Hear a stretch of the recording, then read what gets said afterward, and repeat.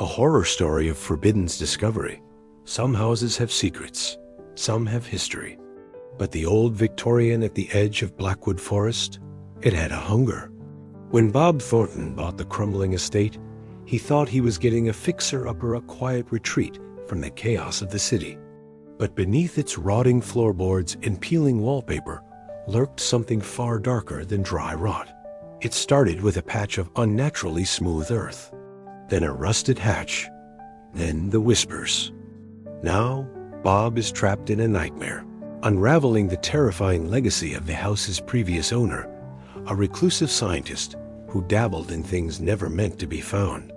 Because some doors should stay closed, some discoveries should stay buried, and some things. Let us know where you're watching from and what time you found this video. Bob Thornton had always been a meticulous, methodical, and predictable person. He had always been a guy of routine. This was before he made the purchase of the ancient Victorian mansion that was located on the outskirts of Blackwood Forest. The real estate agent had referred to it as a fixer-upper with character, but the wallpaper that was peeling, the floors that creaked, and the way the wind howled through the attic at night all pointed to something quite different, something that was alive. As he chipped away at the ivy that was strangling the eastern wall on the third day of the restorations, he discovered it. It was a patch of grass that was so abnormally smooth and so flawless that it seemed as if it had been ironed flat. However, this one site was not the same as the rest of the yard, which was a wild place that was covered with weeds and roots that were twisted. A few minutes later, his shovel made contact with metal. A rusty iron hatch was found under the tiny layer of earth, and its sides were sealed with substance that resembled tar and was black in color. The instant as his fingertips made contact with it, a shiver ran up his spine. Not only was it the icy temperature of the metal, but it was also the sudden and unreasonable belief that whatever was buried under it was not intended to be discovered. Despite the fact that Bob was not a superstitious person, the response of the prior owner had been unnerving. It seemed as if the guy, a reclusive person by the name of Elias Voss, had been anticipating the call when he phoned, since he had answered the phone on the very first ring. "You found it, didn't you?" In a hushed whisper, Voss's voice was a little ragged around the edges. "It is imperative that you do not open that hatch. It should be buried. Get rid of it, but you'll come to regret it." After then, there was no longer any activity on the line. Everything ought to have been sufficient. On the other hand, when the moon rose higher in the sky that night, Bob found himself once again standing over the hatch with a crowbar in one hand and a flashlight in the other. The part of his brain that was sensible yelled, urged him to get out of there and go. It was the other half that triumphed, the part that had always been curious about the hikers who had gone missing, the weird lights that were in the forest, and the way that dogs would howl at this home but never approach it. It was with a last, trembling breath that he managed to pry it open. In the beginning, he was struck by the aroma, which consisted of moist dirt, rust, and something more, a pleasantly putrid fragrance. The beam of his flashlight was able to cut through the darkness, showing a tiny stairway that led down into the ground below. Strange markings were etched into the stone and adorned the walls. However, the significance of these symbols had been lost to the passage of time. And then he caught a glimpse of them. Dozens of glass jars, each of which had a muddled liquid inside of it. Something that made his stomach churn was floating within. It was a collection of twisted, misshapen creatures that seemed to have been living at one point. Their limbs were stretched out, and their faces were stretched out into wordless cries. Some of them looked like animals. The others were less easily identifiable. But this is the worst part. There was a solitary chair that was vacant and stood in the middle of the room. 2 words were written on the floor underneath it, and Bob fervently prayed that they were carved in rust. Even when he phoned 911, his hands were shaking.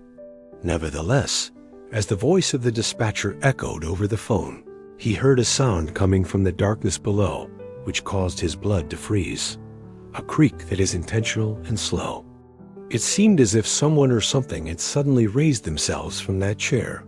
Bob was unable to breathe because his throat was so tight.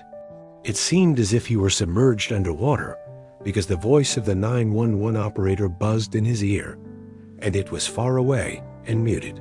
"Yes, sir? Do you happen to be there, sir? What is your worst-case scenario?" However, he was unable to do so. As he held his flashlight in his hand, the beam flickered over the basement cavern.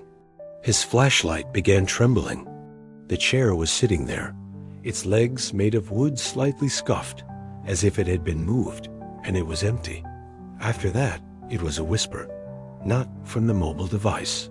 "There is no breeze coming from outside, from the bottom up." It slithered up the stairs, making a sound that sounded like dry leaves skittering on stone. And it formed syllables that he couldn't quite make out, but he could experience them. "It is a name. His name is." When Bob retreated, his boots slid on the wet ground, causing him to stumble. While he was frantically trying to escape, the hatch suddenly closed behind him, and his heart was pounding against his ribs. After he had entered the home with the door secured and every light on, he did not stop running till he became inside.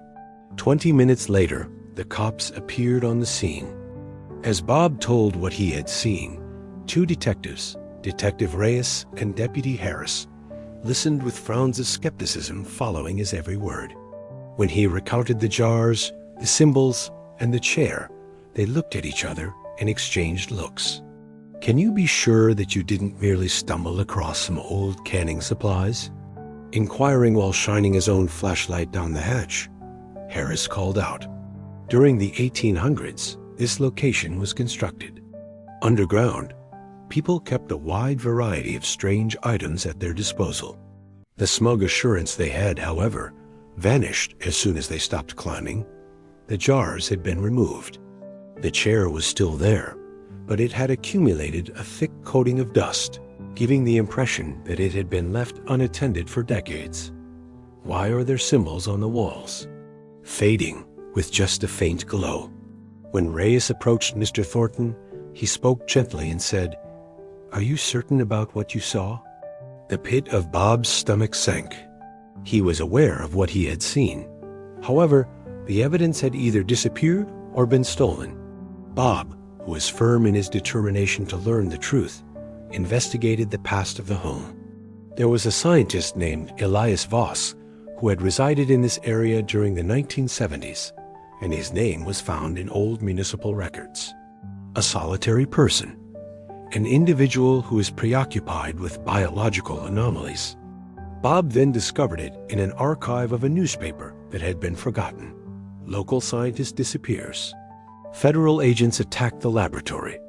There was a lack of clarity in the piece, but the ramifications were obvious. Voss had been carrying out unethical experiments without authorization. His efforts had been taken away by the government. They had not, however, discovered everything. For whatever was contained inside those jars, it was not only a matter of science. It had been around for a while. It was the chair that Bob dreamt about that night. While he was dreaming, he was seated inside of it. Because the contents of the jars were now moving and pushing against the glass, he was encircled by them. Additionally, something moved from the shadows that were beyond the reach of the spotlight. As a number, quite tall, very thin. Except for its eyes, its limbs are too lengthy, and its face is a blur. Looking over, a gasp from Bob's mouth as he awoke, his bedding drenched with perspiration. Then he became aware of it. There is a creak, as seen from inside the home. It seemed as if Bob's blood had frozen. It was not the hatch on the outside that was making the creaking sound. It was emanating from inside the walls of the building. There was motion on the scene, sluggish and deliberate, alive and well. Bob remained still in his bed, his fingers sinking into the mattress behind him. A moist, dragging noise, similar to the sound of flesh making contact with wood, reverberated throughout the home. A tap, tap, tap on the baseboards was then heard. giving the impression that something long and bony was attempting to make its way forward. In the knitstand, his phone was lying there. He had not been believed by the authorities. And what would he even say to them if he phoned them right now? Is there something hiding beneath my walls? Then there was complete silence. It was only for a moment that he dared to think that it was finished. It was then when the muttering began. That is not a single voice, out of dozens, resonating from under the floors, muddled and overlapping in their sound. Some of them had a human voice. Others are incorrect, with a gurgling sound. It's clicking. In addition, one of them shouted his name as clearly as a knife on glass. Boo. At the break of day, the sound ceased. Bob could be seen trembling as he frantically searched the home for answers. A leather-bound notebook was discovered by him in the attic, hidden behind a floorboard that was dislodged. In the notes of Elias Voss, one sentence was repeated again and over again, and the pages were covered with furious scrawls, illustrations of twisted animals. And one phrase altogether, the phrase, "They came from below." It was not merely that the house was constructed on historic ground, as Voss claims. Rather, it was constructed on a gateway, one that is thin. Furthermore, the purpose of his efforts was not to create life. Containing what was already present was the focus of these measures. What about the jars? These are prisons. To what chair? It is an offering. What is it that is hidden from view? It was not a single subject. There were a lot of them. This was the last entry, which was dated the night that Voss vanished. They are liberated. They are audible to me through the walls. They should have a host. There is a voice. They won't be able to take me away. Then, if you are reading this, you have already been selected by them. The hands of Bob were shaking.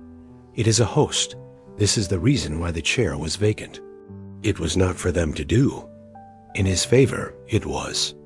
It was that night that the rumors came back. It is louder, more hungry.